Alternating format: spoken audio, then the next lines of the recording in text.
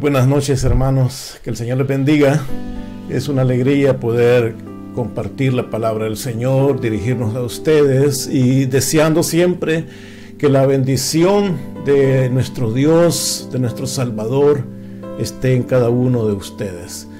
Esta es una transmisión, una grabación ya, pero llevada a cabo por la Iglesia Cristiana, Misión Cristiana Elim, o como está registrada aquí en Australia, es Elim Mission Christian Church, y estamos aquí en la ciudad de Sydney, Australia. Como siempre repetimos, este día miércoles es día de estudio en español, el día viernes se tiene en inglés y el día domingo se tiene la reunión a las 10 de la mañana en inglés y a las 2 de la tarde en español. Con ayuda del Señor, gracias a Dios, el Señor sigue bendiciéndonos, siguen agregándose nuevas personas, nuevos hermanos que están visitando la iglesia, y creemos que ese es el propósito, esa es la razón por la cual estamos en esta tierra: compartir, llevar el Evangelio, que es el que nos ha transformado y es el que posee la autoridad de darnos vida eterna, y nosotros somos testimonio de ello. Gracias damos a Dios. Este día miércoles es el 25 de mayo del 2022 y vamos a continuar en esta noche en el estudio que hemos estado llevando, continuando, y finalizamos con ayuda del Señor en esta tarde el capítulo 5 de San Mateo. Como les recuerdo, hemos estado viendo, este es el tema número 11 del que comenzamos del capítulo 5, lo que se conoce como el Sermón del Monte, y que concluye al final del capítulo 7. Con ayuda del Señor, el capítulo 5 vemos que es el más largo en contenido, y por lo tanto nos hemos llevado bastante tiempo en ello, pero es bendición poder detenerse y estudiar la palabra del Señor versículo a versículo en estos temas en particular. Oremos y digámosle a Dios que nos bendiga. Padre bueno que estás en gloria, gracias Padre bendito por tu bondad, tu amor, tu misericordia, esa paz que sobrepasa todo lo que hemos recibido, Dios, esa bendición tuya. Todo entendimiento es sobrepasado por esa paz, esa bendición que tú das. En esta noche, oh Padre Santo, tu bendición la pedimos, y tu unción, oh Padre bendito, al estudio de esta palabra, y que sea como siempre de refrigerio y de instrucción y de enseñanza y de corrección, de redargüimiento para cada uno de nosotros, oh Dios. Todos necesitamos, oh Padre Santo, ser moldeados por tu santa palabra. Necesitamos ser, que nos pongas en nuestra posición, que nos des la forma que debemos de tener para ser parte o demostrar que somos parte de este reino. En el nombre de Cristo lo pedimos y lo agradecemos. Gracias, Señor. Amén. Aleluya. Vamos a leer entonces, hermano, algunos versículos de la palabra del Señor. Me permiten, vamos a compartir acá la pantalla. Aleluya. Veamos entonces el Sermón del Monte, el capítulo 5, y esta tarde vamos a leer los últimos versículos, como dije, lo que se conoce como la ley del talión, y lo que vemos esta ley del talión en cómo se podría o no se podría relacionar con el reino de Dios. Recordemos que ese es nuestro propósito, eso es lo que este tema del Sermón del Monte es: el reino de Dios. Entonces leamos los versículos, como digo, Mateo capítulo 5, solo son 10 versículos, del 38 al 48, donde dice la palabra del Señor. Versículo 38: oísteis que fue dicho, ojo por ojo y diente por diente. Pero yo os digo, no resistáis al que es malo. Antes, a cualquiera que te hiera en la mejilla derecha, vuélvele también la otra. Y al que quiera ponerte a pleito y quitarte la túnica, déjale también la capa. Y a cualquiera que te obligue a llevar carga por 1 milla, ve con él 2. Al que te pida, dale. Y al que quiera tomar de ti prestado, no se lo rehuses. Versículo 43. Oísteis que fue dicho: amarás a tu prójimo y aborrecerás a tu enemigo. Pero yo os digo: amad a vuestros enemigos, bendecid a los que os maldicen, haced bien a los que os aborrecen, y orad por los que os ultrajan y os persiguen, para que seáis hijos de vuestro Padre que está en los cielos, que hace salir su sol sobre malos y buenos, y que hace llover sobre justos e injustos. Porque si amáis a los que os aman, ¿qué recompensa tendréis? ¿No hacen también lo mismo los publicanos? Y si saludáis a vuestros hermanos solamente, ¿qué hacéis de más? ¿No hacen también así los gentiles? Finalmente, versículo 48 dice: sed pues vosotros perfectos, como vuestro Padre que está en los cielos es perfecto. Amén.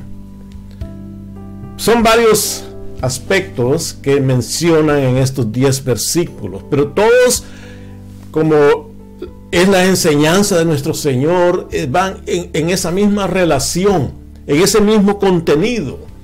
La palabra del Señor, lo que el Señor enseñaba. Y podemos ver acá, antes de entrar a ver el aspecto del tema de la ley del talión que se conoce, veamos primero. Yo creo que ya lo dije en una oportunidad anterior, en un estudio anterior, pero es bueno recordarlo porque aquí explica el contenido de estos ejemplos que el Señor da. Al poder comprender la sociedad, la cultura, la forma de vida que las personas tenían en el primer siglo. Recordemos que allí es donde el Señor se encontraba bajo el imperio de los romanos. Los romanos tenían bajo control y lo habían tenido por ya muchas décadas. Cuando el Señor vino, ya tenían, y anteriormente de los romanos estaban los griegos. Entonces la cultura y las enseñanzas y la forma de vida greco-romana se habían transmitido en todas esas regiones.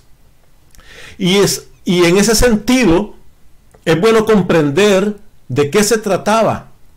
Es bueno comprender de qué manera la cultura greco-romana era establecida, en qué creían, en cómo se organizaban. Entonces, en esa sociedad del primer siglo, habían prácticamente, en una forma general, habían prácticamente 2 grupos sociales. Como decimos hoy, los de arriba y los de abajo. No había prácticamente eso que conocemos hoy en día como clase media, o pobres de los pobres, o ricos de los ricos. Era uno o el otro, los dominantes y los dominados, por decirlo de esa manera, aunque no con el concepto directo del siglo que vivimos hoy. Entonces había lo que se conocen como los patrones, o los jefes, o los dueños, los amos, que se conocían como patricios o patrones. Entonces los amos, que eran los que poseían todo, eran los dueños, también eran dueños de esclavos. Los amos, los patricios, los patrones. Ese era un grupo, y el otro grupo eran los clientes, o en latín les decían cliens, o que se conocen también como los plebeyos, ya en un sentido de conquista más moderna. Pero eso eran los patrones y los clientes, la clientela o los patrones. Entonces existía estos 2 grupos. Se dice o se conoce que prácticamente un 92% de todas las posesiones, de todo lo que la riqueza del primer siglo, un 92% era poseído por o como digo, toda esa cantidad, perdón, era poseída por un 8% de la población. Es decir, que un 8% eran los patrones y el 92% restante eran los clientes o los plebeyos, los que no poseían. Entonces, de una u otra manera, tenía que establecerse una relación entre los patrones y los clientes, entre los dueños y los que no tenían. Esa relación era lo importante en la primera sociedad. ¿Qué sucedía? Los patrones, los dueños, los patricios, los amos, ellos necesitaban de la cooperación de los clientes. Ellos, especialmente la democracia romana en esa época, eran los que estaban en control, o diríamos los políticos, los líderes, llegaban a esa posición, como decían, como representantes del pueblo, como representantes de los clientes, a tal manera que si había un patrón que tenía muchos clientes, ese patrón iba a fácilmente subir a un escalón de autoridad en el gobierno romano. Entonces le era conveniente al patrón tener en buen estado a sus clientes. Pero al mismo tiempo había un aspecto muy importante, que en esa sociedad el concepto era de humillación y de honor. Ese era el concepto en esa sociedad, una sociedad de honorar a alguien o de humillar a alguien. Por ejemplo, si había un cliente que obviamente era cliente de un máster o de un señor o de un patrón, el objetivo de este cliente era honorar, darle honor a su maestro o a su patrón. Darle honor. No era de ninguna manera darle o hacerlo pasar vergüenza, humillarlo. Si un patrón era humillado, él entonces tenía la autoridad de vengarse de ese cliente. ¿Y de qué manera se iba a vengar? Ya no le iba a proveer los beneficios, ya no lo iba a cuidar, ya no le iba a amparar ante las leyes, ya no lo iba a representar ante el gobierno. Y si es posible, le iba a quitar la comida, la vivienda, la vestimenta, lo que sea. Se lo iba a quitar como muestra de que él estaba en vergüenza con ese cliente. Por lo tanto, el cliente, su deseo era honrar a su patrón, darle honra, no humillarlo jamás. Entonces el patrón jamás le iba a recomendar al cliente que pasara por vergüenza, porque si lo hacía así, su misma persona de patrón iba a pasar vergüenza, iba a perder autoridad, iba a perder parte de ese gobierno. Por lo tanto, esa era la relación que existía en los días que Jesús vino. O eras patrón o eras cliente. Muchos de los clientes habían sido esclavos y habían sido de hecho liberados. Por lo tanto, se mantenían todavía obedientes a ese patrón, a ese jefe, a ese amo. Existen muchos escritos. Existen muchos escritos que nos explican, de esa época obviamente, que nos explican algunas características de esas relaciones o de esa forma de vida que existía. Por ejemplo, aquí les voy a mostrar uno o dos quizás. En este caso hay un escritor que se llamó Dionisio de Hilarcanaso, de una parte de Turquía. En sus escritos que se llaman Antigüedades Romanas, en el capítulo 11 y la parte 11, él dice, los lazos, dice, entre clientes y patrones permanecieron durante muchas generaciones sin diferenciarse de los vínculos familiares, transmitiéndose a los hijos de los hijos. Y era un gran elogio para los hombres de ilustres casas tener el mayor número de clientes. Eso es lo que yo decía, que ellos entre más clientes tenían, los patrones entre más clientes tenían, era mejor para ellos, tenían más autoridad. Entonces dice, los clientes haciendo a los patronos todos los servicios que podían. Los patricios o los patronos no molestar en absoluto a sus clientes. Existía entonces esa relación entre jefe y súbdito, entre patrón y cliente, entre patricio y plebeyo. Pero era una relación recíproca hasta cierto punto. Siempre y cuando había ese deseo de no humillar, de mantener en alta estima. Hay otro escrito que lo hizo Cicerón, el quinto Tulio Cicerón lo escribió y dice, este Cicerón le escribía a su hermano, que era uno de los patrones, y le decía, 3 clases de clientes tendrás. 3 clases de clientes tendrás. Dice, la clientela de los saludadores o de los que saludan, que vienen a tu casa. La clientela de los conductores que tú llevas al foro, al lugar donde se reunían políticamente. Y la clientela de los acompañadores, dice. Eran 3 grupos de clientelas que ellos consideraban: los saludadores, los conductores y los acompañadores. Entre los saludadores dice que son más vulgares, que te parezca que su servicio te es gratísimo. Es decir, aunque eran un poco vulgares los saludadores, es decir, que quizás no eran de mucho rango, obviamente, pero el amo tenía que presentarse como que era muy grato, muy feliz, muy contento de su servicio. Y dice, y cuando vengan a tu casa, muéstralos a tus amigos para que los vean. O sea que los amigos de este patrón iban a saber, este tiene un montón de súbditos, tiene un montón de clientes. Esos eran los saludadores. Y tendrás muy en cuenta, dice, a los conductores, los que te acompañan al foro, pues es más grato para ti. Cuando promovían una ley, por ejemplo, si este fulano de tal, que era el magistrado, promovía una ley, y si esa ley era amparada por un grupo grande de personas, esa ley iba a pasar. ¿Y quiénes eran esas personas? Eran los representados. Los representados eran los clientes del patrón. Entonces, si él tenía muchos clientes alegres con él los iba a representar más fácilmente y él iba a tomar más autoridad. Entonces, esa era la relación, dice. Luego, los acompañantes, hazles entender que por su servicio estarás obligado con ellos para siempre. Son escritos que fueron hechos hace 2000 años ya, pero que mostraban la sociedad de esa época, mostraban la sociedad en la cual Jesús daba ya su ministerio.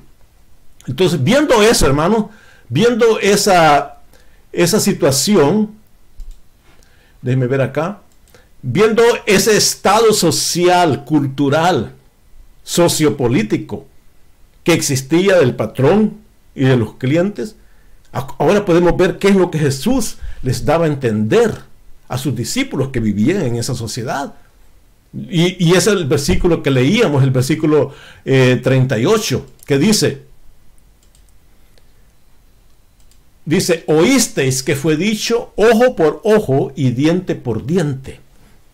Aquí entra, y esta ley se conoce en la cultura general como lex talionis o ley del talión, que talión significa, o taliones viene de ese latín, el cual significa tal, del tal por cual. En esa frase, tal por cual, ese tal, ese es lo que se dice después talión, es decir, de tal cosa por tal cosa. Esa ley, el uno por el otro parecido, este con aquello. Entonces la ley, que era la ley babilónica, los babilonios creían eso, y obviamente también en la ley judaica existía eso, del diente por diente, del ojo por ojo. Es decir, era una ley que hasta cierto punto reflejaba un castigo equivalente. Es decir, si alguien hacía algo con la mano, no le iban a cortar la oreja. Es decir, le iban a cortar la misma mano. Es decir, que era algo de equivalencia. Del tamaño del daño que él hacía, así era el tamaño del castigo que él iba a recibir. Ahora, ¿qué sucede? ¿Por qué esa ley? Hasta cierto punto podríamos decir que era una ley bastante equitativa. bastante equitativa, pero como toda ley se da a corrupción, se da quizás a cometer faltas al mismo tiempo. Y la razón por la cual esas leyes existían, tan fuertes, tan duras quizás, era y es por la misma, como dice Pablo en el libro de Romanos, que la ley o la autoridad existe para corregir. Si tú no has hecho nada, no tienes nada de qué temer. Es por la misma naturaleza caída de la humanidad. Hermanos, sabemos que el pecado es el que nos trae a hacer cosas malas, a transgredir, a dañar, a hacer lo malo, a hacer lo perverso. Es como consecuencia de la naturaleza no convertida, de la naturaleza caída, del pecado. Por un hombre entró a esta tierra, que es Adán. Entonces, por ese pecado, el hombre tiene que sujetarse a leyes de diferente índole. En este caso, es una ley fuerte. Si alguien roba, va a pagar un precio parecido al que robó. Y en estos días, por ejemplo, en estas culturas modernas, diferentes tipos de leyes se aplican en algunas sociedades que son más dictadoras. Sociedades, por ejemplo, de la ley Sharia de los árabes, del islamismo. Ellos tienen estas leyes que son convenientes para ciertos grupos, pero, por ejemplo, si roban, le cortan la mano en ciertos lugares de la ley Sharia. Es decir, una ley fuerte. Sin embargo, hay flexibilidad en otras ciudades, en otros países. Por ejemplo, estos países acá, muchas veces aún... o por ejemplo en China o lugares así, si alguien trafica droga, es prácticamente una condena de por vida o condena de muerte, como sucedió algunos años aquí en Indonesia, que ellos practican esa Sharia law, la ley Sharia. En Indonesia, cuando agarraron algunos australianos que llevaban droga, los condenaron a muerte y los mataron hace unos años atrás. Eran jóvenes. Ahora, ¿qué pasa esa misma ley aquí, en Australia? Van a recibir condena, pero no va a ser perpetua. No va a ser de cadena para matarlos, sino que va a ser para corrección. Ese es el concepto de la ley en muchos países, para corrección, aunque no se cumple. Pero la idea es que la persona durante esté en la cárcel va a ser restablecida, va a recibir terapia, va a hacer esto, va a ser reconstituida a una persona honesta. En algunos casos funciona, pero no en todos. Sin embargo, la ley aquí, en este caso que estamos hablando, la ley del uno por el otro. ¿Será esa ley aplicable en el reino de los cielos? Recordemos que Jesús estaba no describiendo la sociedad solamente, él estaba describiendo la sociedad y les decía, ok, esos son ellos. Ahora nosotros, en el reino de Dios, es diferente. Como dicen algunos allí, la ley del ojo por ojo y pariente por pariente. Así lo dicen en las mafias, ojo por ojo, pariente por pariente. Es decir, que a ellos no les importa, van a matar y van a ser golpeados ellos mismos. Si el otro recibe el golpe, va a hacer su propia justicia con el anterior. Y ese es un ciclo que no termina. Retaliación, un ciclo que va y viene, va y viene, va y viene. Eso no lleva a ningún lado. ¿Qué es lo que el Señor dijo? O que la pregunta que nos podríamos hacer. ¿Hablaríamos, o el Señor estaría dispuesto a la ley del talión o a la ley del amor? ¿La ley del talión o la ley del amor? Ese es el mensaje del Señor. ¿Qué les dice después? Yo les digo lo siguiente, les dice. Ellos dicen ojo por ojo, diente por diente, pero yo les digo, no resistáis al que es malo. No resistáis al malo. La Biblia dice resistir al diablo y huirá de vosotros. Pero en este caso no está hablando del diablo en sí como el acusador, el padre de mentira o el que nos lleva a blasfemar contra Dios. Aquí no, aquí está hablando de aspectos físicos, naturales, de persona con persona. No resistáis o no resistáis al malo. ¿Qué sucede? ¿Qué es esa palabra resistir? ¿Resistir qué implica? ¿Qué implica? Es decir, que usted tiene que tener esa capacidad física de aguantar al otro para defenderse y poderle dar de regreso.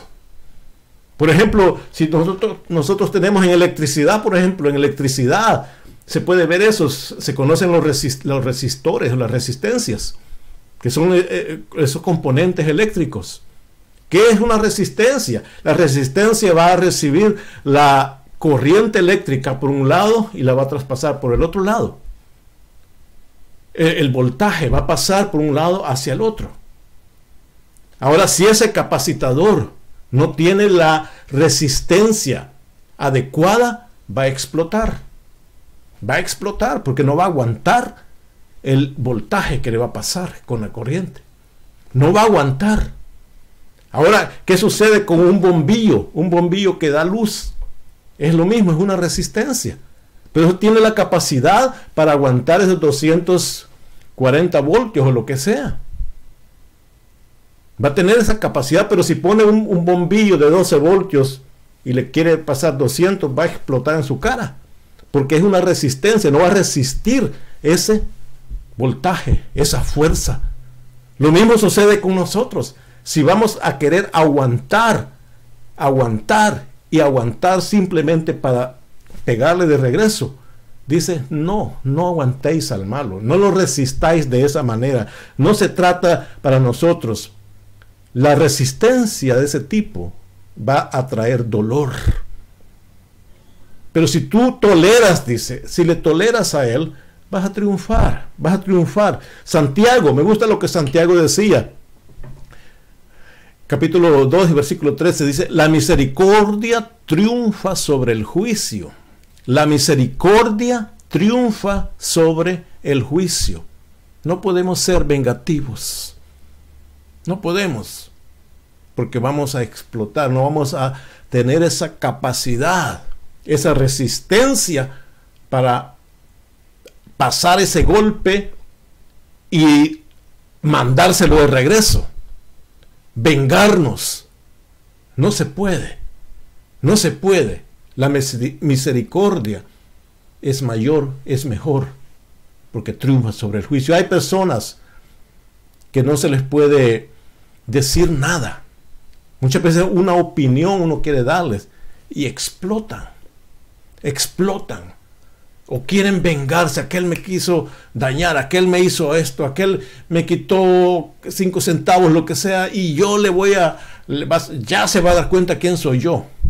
Ya se va a meter, se metió conmigo y ya va a ver lo que le va a pasar. Vengativo. Vengativo. En Romanos Pablo dice, no paguéis a nadie mal por mal. Procurad lo bueno delante de todos los hombres. Ese es el reino de Dios. Por eso el Señor lo comparaba y veía en los discípulos que era muy difícil. El reino de Dios, decían, era muy difícil. De eso se trata. No resistáis al malo. No seáis vengativos. Sé misericordioso. Ese es el evangelio. Ese es el reino de Dios. No es diente por diente. No es nariz por nariz, no es zapato por zapato, no es nada así. Es misericordia, es tolerancia, es no pagar mal por mal, es procurar lo bueno delante de todos, dice aquí Pablo en Romanos 12, 17, procurar lo bueno delante de todos los hombres, delante de toda gente, procurar lo bueno. Hay momentos que no depende de uno, obviamente, pero cuando dependa de uno, procuremos lo bueno. Entonces, ¿qué les dice el Señor después? Pero yo os digo, dice el Señor, no resistáis al malo, al que es malo. Antes dice, a cualquiera que te hiera en la mejilla derecha, vuélvele también la otra. Y al que quiera ponerte a pleito y quitarte la túnica, déjale también la capa. Y a cualquiera que te obliga a llevar la carga por 1 milla, ve con él 2. Y al que te pida, dale. Y al que quiera tomar de ti prestado, no se lo rehuses. Es tremendo lo que el Señor le menciona aquí. El primer aspecto, dice cualquiera que te hiera en la mejilla derecha. ¿Qué es eso? Son 4, hermano. Aquí es donde llega, aquí es donde cabe lo que mencioné al principio. Esa cultura del primer siglo, del patrón y del cliente. El cliente, o el patrón más bien, nunca le iba a recomendar al cliente que sufriera vergüenza. Y por lo tanto el cliente jamás iba a poner en vergüenza a su patrón. Si era un cliente que todo el día iba a pasar, o todo el tiempo iba a pasar siendo humillado, el patrón se iba a sentir avergonzado de ese cliente. Pero el Señor les dice, si hubiera sido el Señor un patrón típico de la época, le hubiera dicho, si alguno te da una mejilla, llama a los demás clientes y le vamos a dar otra buena a él. No, el Señor no era de eso. El Señor le dice, si te hieren en la mejilla derecha, ve y pone la otra. La vez pasada me tocó explicar esto en el servicio del día domingo por la mañana, y lo explicaba de esta manera. Aquí habla claramente el Señor. Está hablando de la mejilla derecha, en particular, bien particular. En los otros evangelios dice la mejilla nada más, pero aquí habla de la mejilla derecha. ¿Por qué? La mayoría de las personas en toda sociedad, y no digamos en el principio que había aún menos gente, la mayoría de personas son derechas, de mano derecha. Si va a golpear con la mano derecha, lo va a hacer. Es bien raro que alguien que sea derecho vaya a golpear con la izquierda, porque no le va a poder causar el daño que quiere darle. Entonces, pero para que, por ejemplo, que alguien me golpee a mí en mi mejilla derecha, la persona tiene que estar al frente mío, y si la persona usa la mano derecha, me va a golpear en la mejilla izquierda, no en la derecha. Para que esa persona me golpee en la mejilla derecha, tiene que usar su mano izquierda para que me golpee en ese lado derecho. Entonces, ¿qué quiere decir eso? No se trata de un golpe fuerte, no se trata de un golpe de boxeo que lo va a noquear. No, se trata de un acto de humillación. Si alguien golpeaba a otro, una palmada para que lo golpee con la mano derecha, con la mano izquierda, perdón, con la mano derecha, en la mejilla derecha, tiene que dar una vuelta y regresar. Una palmada, tiene que darle una palmada. Entonces, hacer así no es un golpe fuerte, pero sí es un golpe humillante. Y de eso se tratan estos ejemplos aquí. Los 4 ejemplos que el Señor pone son de humillación. Si alguien te humilla golpeándote en la mejilla derecha, no le devuelvas el golpe. Déjale que te humille en la otra mejilla. De todas maneras, te humilló la primera vez. Entonces, déjalo. Te vas a dar cuenta que esa es grandeza. Te vas a dar cuenta que eso es más grande en el reino de los cielos. El otro aspecto le dice, si alguien te quiere quitar la túnica, devuélvele aún la capa. Los explicaba también en el primer siglo, si estamos hablando de los clientes, no eran personas ricas. Normalmente tenían 2 vestimentas. 2 vestimentas, la del día y la de la noche. Lo máximo. Y en el día usaban la túnica, que es como un vestido que usaban, o usan aún en día los del Medio Oriente. Un vestido, una cosa que se ponían de arriba para abajo y les cubría todo el cuerpo. Cuando hacía frío, se echaban la capa encima, la capa, para cubrirse del frío. Y eso era todo. Entonces dice el Señor, si te quitan la túnica, ¿qué pasaría si a alguien le quitan la túnica? No lo vemos muchas veces así, pero quedaría desnudo. ¿Qué oportunidad tiene de cubrirse? Va a usar la capa para cubrirse. Pero el Señor le dice, ¿estás desnudo? te puedes cubrir con una capa, pero yo te digo, dale la capa también. ¿Qué es eso? Humillación. Va a ser humillado, avergonzado, va a quedar desnudo.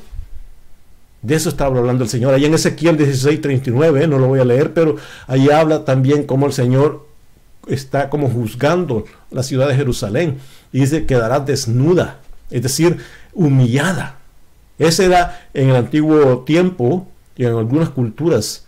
Eso es una humillación, y aún en nosotros, si a alguien le quitan la ropa y queda desnudo en la calle, va a ser una humillación tremenda.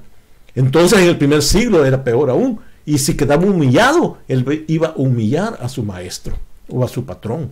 Qué feo sería. Y no solo eso, si te obligan a llevar una carga por 1 milla, no la lleves por 1 milla, llévala por 2 millas, le dice el Señor. Otro aspecto de humillación. ¿Por qué? Porque los que tenían la autoridad de exigir a alguien llevar una carga por 1 milla eran los soldados romanos. Para los judíos, que un soldado romano lo obligara a cargarle sus cosas era una vergüenza, una humillación. Porque los judíos sabían que los romanos eran los gentiles, que los estaban gobernando a ellos, y no debería ser así, dicen.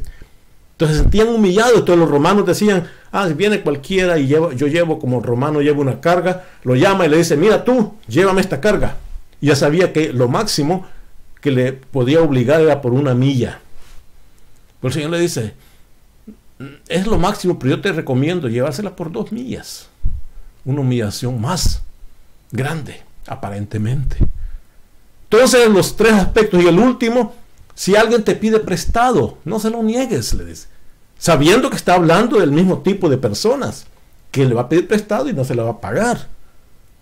Si es capaz de golpearlo, si es capaz de quitarle la ropa, si es capaz de que lleve su carga, es capaz de quitarle el dinero también.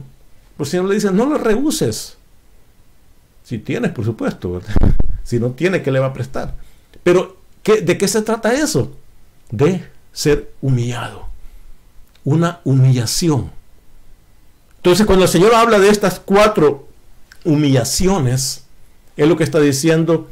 En el reino de Dios las cosas son de esa manera. No es ojo por ojo, no es diente por diente, sino que es de soportar, en el sentido de que no hay venganza. No hay venganza. ¿Por qué? Dijo el Señor. Porque Él sabía lo que Él mismo iba a sufrir. Mateo 26:63, ahí dice que el Señor permaneció callado cuando era acusado ante el Sanedrín. En Juan 19:9 al 11 dice que cuando Pilato lo acusaba, él nunca se defendió. Mateo 26:67 dice que lo golpeaban y no se defendía. Mateo 27:30 dice que lo escupían y él no se defendió. Mateo 27:31 dice que lo dejaron desnudo, le quitaron el vestido. Lo mismo que el Señor le está diciendo a ellos, te van a quitar, a pedir el vestido, dale la túnica también. A mí me va a pasar lo mismo. Te van a golpear en una mejilla, ofrece la otra, a mí me van a golpear más fuerte. Te van a acusar, yo voy a ser igualmente acusado. Me van a escupir. El Señor estaba hablándole a sus discípulos que en el reino de Dios, porque es diferente al reino de este mundo, las cosas son bien diferentes, cambian, duras. Pero ese es el reino de Dios. En Isaías, ahí él mismo muestra, di mi cuerpo, Isaías 50:6 al 9 dice, di mi cuerpo a los heridores y di mis mejillas a los que me mesaban la barba. No escondí mi rostro de injurias y de esputos, de escupidas, porque Jehová el Señor me ayudará. Por tanto, no me avergoncé. Por eso puse mi rostro como un pedernal y sé que no seré avergonzado. En la parte final, versículo 9 dice, Jehová el Señor me ayudará. Ellos se envejecerán como ropa de vestir, serán comidos por la polilla. El impío va a sufrir daño, va a sufrir pobreza, pero gracias a Dios no será así con el justo. Y finalmente dice, el otro aspecto dice, oísteis que fue dicho, amarás a tu prójimo y aborrecerás a tu enemigo. Pero yo os digo, amad a vuestros enemigos, bendecid a los que os maldicen, haced bien a los que os aborrecen y orad por los que os ultrajan y os persiguen. Este es contradictorio a la naturaleza humana. Los judíos habían aprendido que había que amar al prójimo, pero aborrecer al enemigo. Pero el Señor les revierte eso y les dice amar al enemigo. ¿Por qué? Aquí entraba el aspecto de que quién era el prójimo. Para ese momento en la historia ya habían cambiado el significado de ser prójimo. Aquel maestro de la ley le dice al Señor, Señor, ¿y quién es mi prójimo? ¿Quién es mi prójimo? Yo no lo sé, le dice. Y el Señor le dice, había una vez un hombre que iba de Samaria para Jericó. Cae por los ladrones, lo golpean, lo dejan semi-muerto. Y allí por ahí pasa 3 personas, pasa ¿cuál fue el primero? El religioso, y pasa de lo largo. Pasa el maestro de la ley, pasa el poderoso, y lo mira de largo. Pero pasa un samaritano, otro, y él se acerca y lo cuida, lo recupera, lo lleva al salón, lo bendice. ¿Quién es el prójimo? Le dice. Pues el samaritano, dice. Tú tienes que hacer lo mismo. Entonces habían redefinido ellos el concepto de prójimo. Lo habían cambiado, habían dicho, el prójimo es simplemente el que hace como yo hago. El prójimo es el que va a la sinagoga. Ese es el único, los demás no. Pues el Señor les dice, bendecid a los que os maldicen, a los que los aborrecen, a los que os persiguen, a los que os ultrajan. Bendecirlo, ese es tu prójimo. A los enemigos. Alguien dijo, un pastor, después de haber sido puesto en prisión durante la época de los nazis, él dijo, jamás había comprendido, dice, que Dios, dice, no es enemigo de los enemigos de Dios. Cuando comprendí eso, dice, mi corazón se abrió. Dios no es enemigo de los enemigos de Dios. Es tremendo porque así muchas veces nosotros decimos, este es enemigo de Dios, entonces merece la muerte. Pero no, Dios no es enemigo de ellos. Ellos son enemigos de Dios, pero Dios no de ellos. Por eso, hermano, esa es lo que el Señor, la bendición del Señor.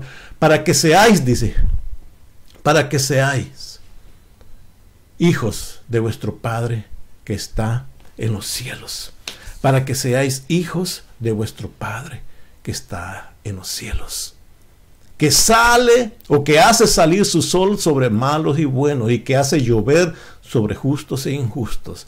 Hermanos, si recuerdan aquellos, los hijos de Bonerges, los discípulos que cuando no los recibieron en aquella ciudad, les dijeron, Señor, les pedimos que caiga un rayo del cielo y los consuma.